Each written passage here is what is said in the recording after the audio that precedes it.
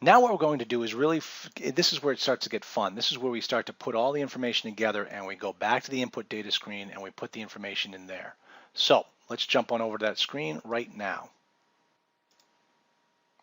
Okay, as you recall, we've already put in the rent roll information, we've already put in the expense information, we've got the multifamily style right here. Now the contract purchase price, remember we left blank because if you recall, and I may not have shown this to you, but in the broker's package, the price of the investment property is unpriced, or as we also say, TBD, to be determined, or to be priced by the market. So we don't know exactly what they're looking for here, but just remember this is a 1968, 77, and 89 respectively constructed property. It's an old one. All right, it's a C plus property. I don't care how you spin it. This is probably not going to be a B in most anyone's book. So what does that mean for us?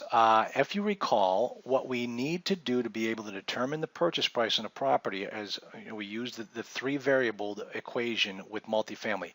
We need to know the cap rate, the net operating income, and the purchase price. We don't know the purchase price because he's not telling us what they're asking for.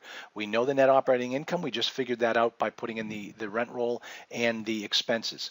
And we do not know the cap rate right now because I'm not familiar with this particular marketplace.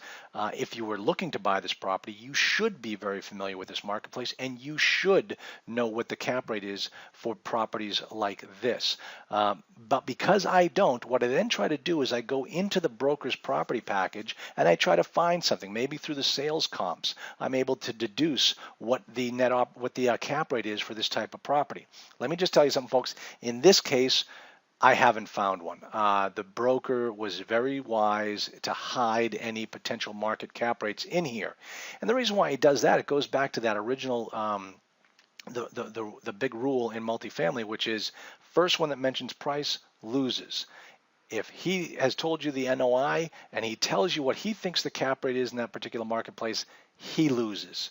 So he's going to make you get out there and do your market research and come up with what the right market cap rate is for this particular property.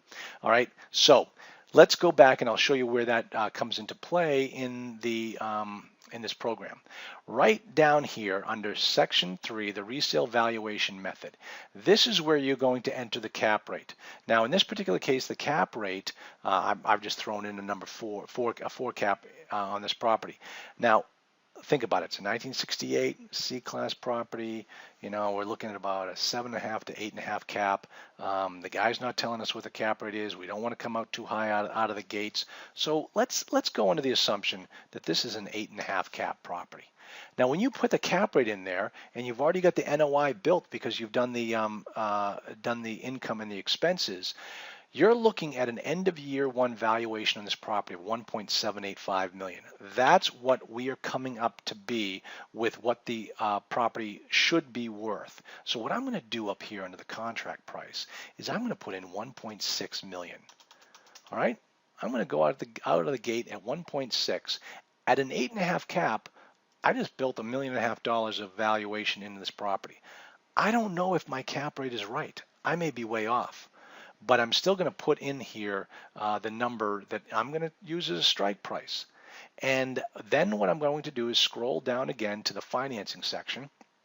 And all I'm doing here is just making a quick check to make sure that my mortgage information is accurate. And as you can see, it is. It's based upon that contract price that I put in up top. And so all those numbers look like they're going to work out perfectly. Okay. Great. So now I'm done with the input data screen.